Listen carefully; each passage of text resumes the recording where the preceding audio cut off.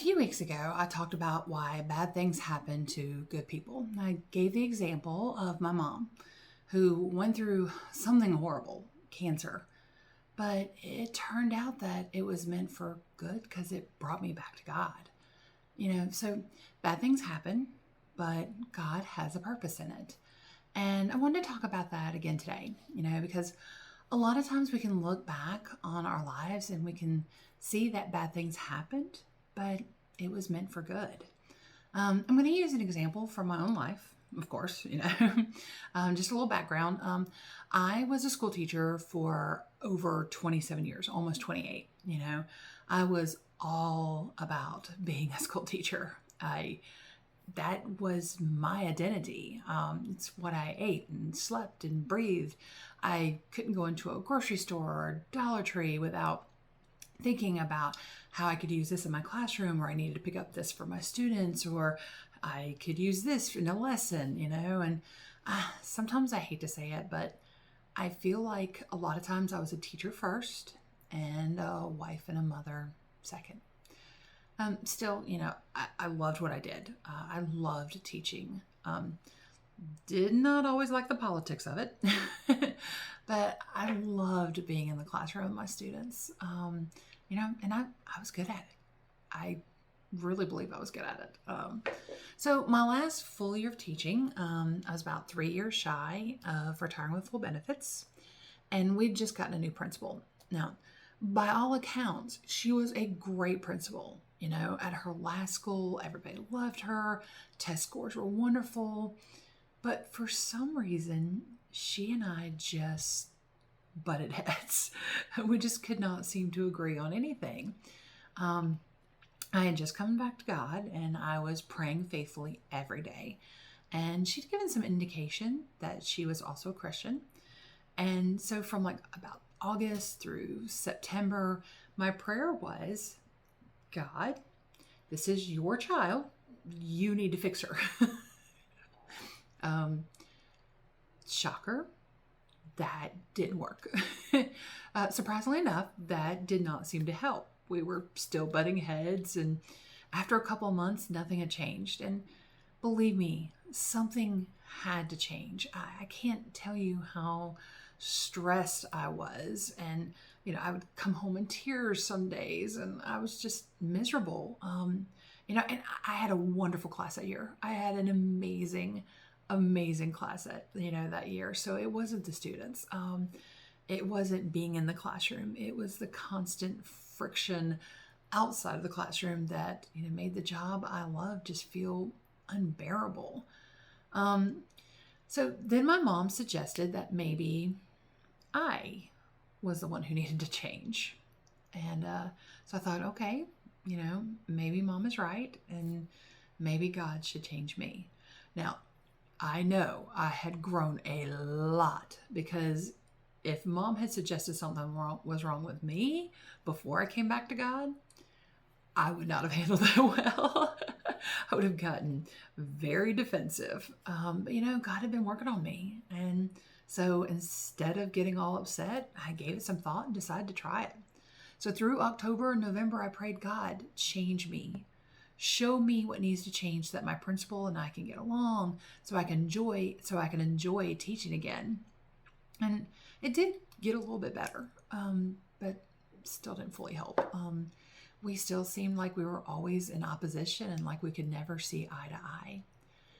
So finally, after 4 months of prayer with nothing really moving the needle, nothing really changing, I had my Jesus take the wheel moment. I said, all right, God, maybe this was never about her.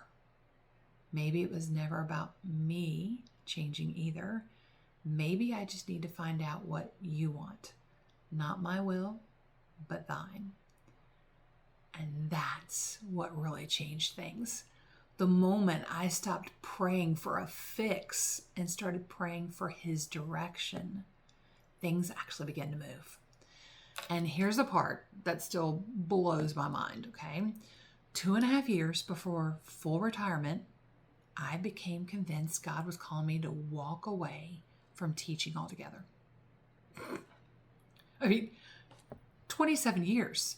That's how long teaching had defined me. I mean, yes, I was a wife and a mother too, but my whole identity was wrapped around teaching.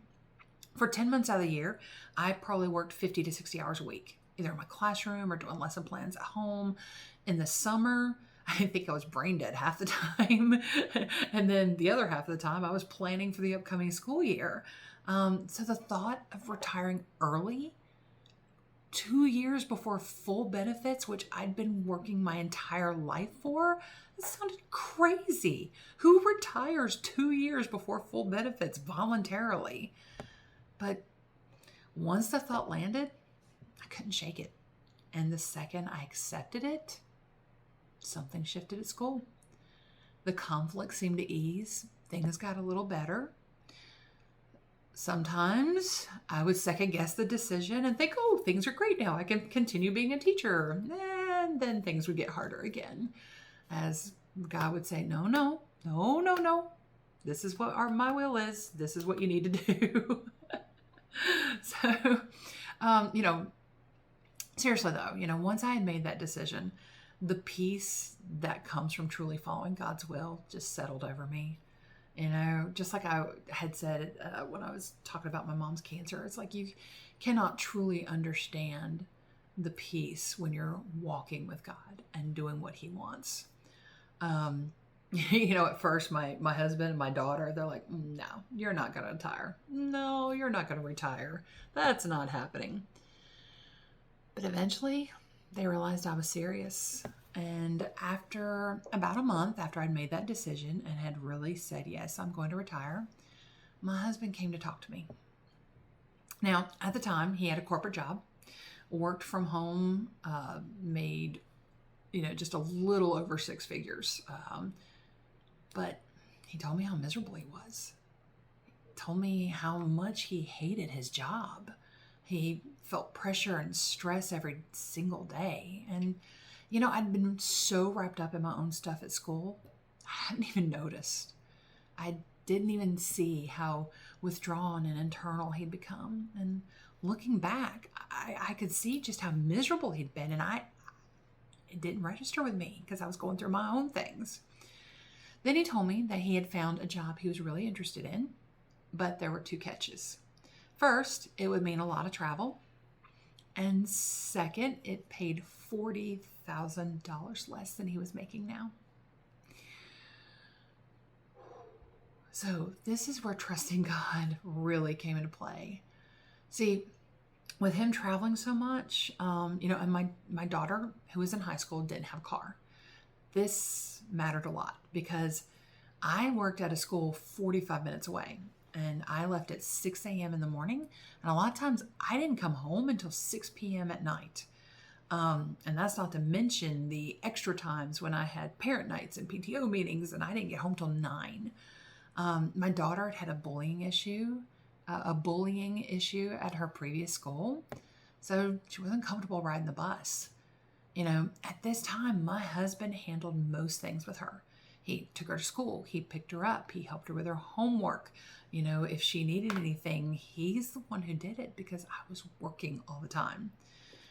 If he traveled and I had stayed a teacher, then my daughter would be alone for at least 12 hours a day, sometimes more, and no teenage girl should be alone 12 to 14 hours a day with no car and no adult around. So if I'd stayed a teacher, there's no way you could have taken that job. And I thought about what would have happened if God hadn't led me to retire. Imagine my husband had come to me while I was happy in my job and getting along great with my new principal with 2 years left. And let's just say, he said, hey, babe, I want you to give up your career that you've worked so hard for. And I want you to stay home and take care of our daughter so that I could travel. And oh, by the way, it's going to be about $40,000 less than I'm making now. That conversation would not have gone well. I mean, as a Christian, God would have helped me work through it. I truly believe He would have. But I also think that it would have caused problems. that would have been really hard for me to do. Worse yet, he probably would have never have asked me. If I had stayed a teacher, he probably would have never asked me. He probably would have known I would have said no. He probably would have stayed in a job that he truly hated, which was causing him so much stress. I really do believe it was affecting his health. So that's when the light bulb went on. God needed me to become uncomfortable so that I'd be willing to change, so that my change could help my husband get out of a job that was choking him. But that wasn't the only blessing that came out of it.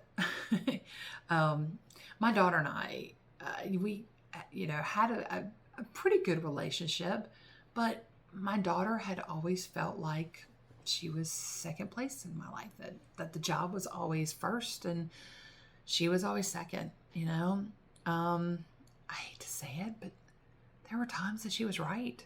I mean, I remember a time that my first graders had field day, and I made sure that every single one of my first graders had their clothes for field day because they were going to get wet. But I forgot my own daughter's. It was her field day too, but I forgot hers. I mean, what kind of mom does that? I paid more attention to my students than to my own daughter. So for the next 2 years, going into her junior year, I made sure she knew that she came before the job. She mattered more than my career. So let's just recap. Out of all this, my husband didn't just get out of a job he hated. He moved into one he truly loves. He went from a corporate job making money to now what he does is he secures transportation for special needs and homeless students. I mean, it's a rewarding job. I spent 2 years building a genuinely close relationship with my daughter. There's not enough money in the world to replace that. I wouldn't trade those last years with my daughter and my husband for anything. We all grew so much closer, and it was all worth it. Now, I have a job I truly love. I actually just got a promotion last week. I don't carry the same stress that I had as a teacher. My daughter likes to call it summer mom. If you if you're a teacher and you have children, there's school year mom and then there's summer mom, and summer mom is usually a lot happier.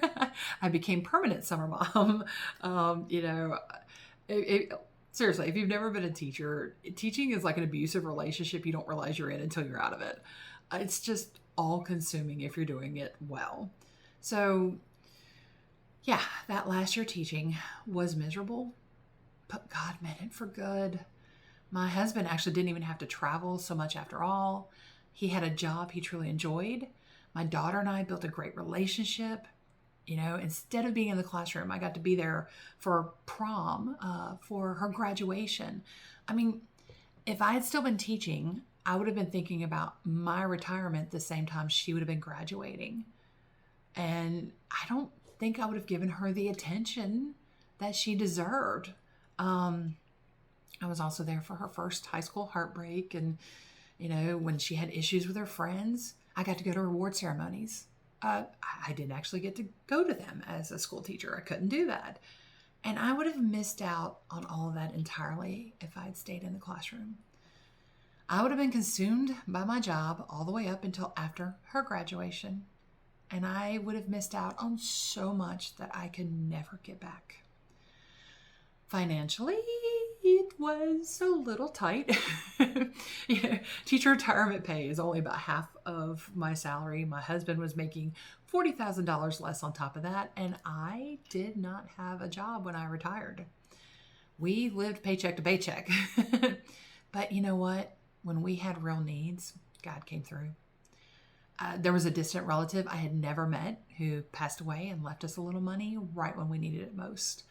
I remember one time we needed 2 new tires. Mine were completely bald and we didn't have the money. My husband was about to get paid, but most of it was already spoken for by bills. It just so happened he had some small random bonus that came through. The tires cost $254. and his random bonus he was not expecting, $250. I mean, how is that not God? So yeah, we made it. Looking back, my husband's much happier. I have a far better relationship with my daughter than I ever had before. And I have a job that I absolutely love. It's funny. I wanted God to fix the situation I was in and change everything so that I could keep teaching. But God had a much, much better plan for me. So, 2 things. All right, if you're in a tough time right now and it feels like nothing is moving, no matter how much you pray, hang in there. All things work together for good to them that love God. That promise, however, doesn't happen on your timeline. It happens on God's. And if you're not going through something right now, praise Him. But I want you to look back on the hard times, the awful times, and think about the good that came from them. With all due respect to Bob Ross, not everything is a happy little accident. It's not chance. It's God. God looking out for you. God who loves you, and God who's going to turn everything to good for those that love Him. And you may not see it right now. You may not see it for years down the road. But I guarantee you, God is watching out for you. God loves you, and He's going to do what's best for you. Maybe not what you want, but what's best for you.